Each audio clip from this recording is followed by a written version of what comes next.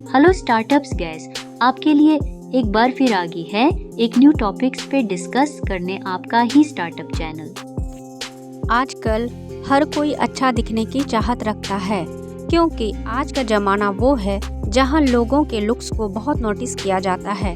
चाहे आप ऑफिस में हो, घर में हो, ऑफिस की पार्टी में हो या फिर और किसी फंक्शन में, अच्छे लुक्स के लिए आजकल बहुत सारे कॉस्मेटिक्स और ब्यूटी प्रोडक्ट्स भी मार्केट में आ गए हैं। सिर्फ लड़कियां ही नहीं, लड़के भी कॉस्मेटिक्स आइटम्स यूज़ करते हैं। इसलिए कॉस्मेटिक्स की डिमांड को देखते हुए इसमें बिजनेस के स्कोप भी बढ़ गए हैं। और आज स्टार्टअप आइडिया आपको पूरी केस स्टडी के साथ बताएगा कि कैसे आप कॉस्मेटिक्स के डिस्ट्रीब्यूशन बिजनेस शुरू कर सकते हैं। तो चलिए जानते हैं स्टेप बाय स्टेप। सबसे पहला और ज़रूरी कदम है मार्केट रिसर्च। कॉस्मेटिक्स आइटम में भी ढेर सारे आइटम होते हैं, तो 100 रुपये से लेकर हज़ारों रुपये तक की मिलती है। इसलिए आपको प्रोडक्ट चुनते वक्त बहुत ज़्यादा ध्यान देना होगा। आप अपना बिजनेस किस एरिया में खोलना चाहते हैं, क्या वो किसी शहर में होगा या फिर किसी गांव में होगा, इसके ऊपर आपका बिजनेस प्लान काफ़ी डिपेंड करेगा और इस पर आपकी इन्वेस्टमेंट भी डिपेंड करेगी। तो कॉस्मेटिक्स प्रोडक्ट की हम बात करें तो मार्केट में बहुत सारे ब्रांडेड प्रोडक्ट और मौजूद हैं। ऐसे में आप किसी भी एक फिक्स ब्रांड के होलसेलर या फिर डिस्ट्रीब्यूटर बन सकते हैं, जैसे लैक्मे, लॉरियल, मामा अर्थ एटसेट्रा। इसके लिए आप हर तरह के बायर के लिए फिक्स प्रोडक्ट भी रख सकते हैं। ये काफ़ी हद तक डिपेंड करेगा कि आप किस तरह के कस्टमर को टारगेट करना चाहते हैं। मार्केट रिसर्च का ही दूसरा हिस्सा है अपने कंपटीशन को पहचानना।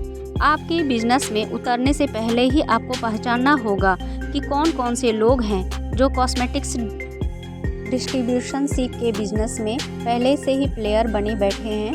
वो किस तरह से बिजनेस करते हैं, किन प्रोडक्ट में डील करते हैं, उनको सस्ते में सामान कौन सप्लाई करता है और उनका कस्टमर बेस क्या है। इन सभी चीज़ों की जानकारी रखेंगे तो आप कॉम्पिटिटर को तौर पर बाकी लोगों का मुकाबला कर पाएंगे। कोई भी बिजनेस इस बात पर भी डिपेंड करता है कि आपकी लोकेशन क्या होने वाली है, क्योंकि ब्यूटी प्रोडक्ट एक ऐसा सेगमेंट है जो आते जाते अगर लोगों की नज़र में पड़ेगा तो लोग वहां पर ज़रूर से विज़िट करेंगे। चाहे आपका शोरूम हो, एक्सक्लूसिव आउटलेट हो या फिर होलसेल या रिटेल की छोटी सी दुकान हो, उस पर लोगों की नज़र पड़ना ज़रूरी है। क्योंकि जब लोग मार्केट में निकलते हैं तो उन अपने आसपास चीज़ों को ढूंढते हैं। ऐसे में अगर आप लोगों की नज़र में बने रहेंगे तो इससे आपके बिजनेस को काफ़ी फ़ायदा होगा। इसीलिए किसी एक ऐसी लोकेशन का सिलेक्शन कीजिए जो आपके बिजनेस को ग्रो करने में हेल्प करेगा। वो कोई मार्केट हो सकता है, कोई मॉल हो सकता है या फिर कोई ऐसा चौक चौराहा हो सकता है जहां लोगों की बहुत ज़्यादा भीड़ रहती है। कॉस्मेटिक्स बिजनेस में डिस्ट्रीब्यूटर बिजनेस में आने के लिए आपको एक सप्लायर की ज़रूरत पड़ेगी जो आपको सही रेट पर सही प्रोडक्ट सप्लाई करे, क्योंकि आपका मुनाफा इसी पर डिपेंड करेगा। अगर आप कस्टमर को बजट में सामान दे रहे हैं तो वो आपका परमानेंट कस्टमर भी हो सकता है।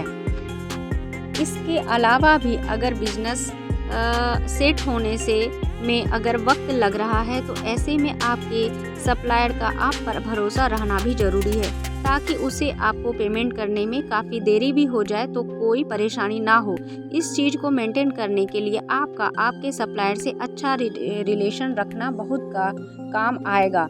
तो बात ऐसी है कि कॉस्मेटिक्स का जो बिज़नेस है वो ऐसा है जिसमें आपके शॉप, आउटलेट या फिर शोरूम का लुक बहुत ज़्यादा मैटर करता है।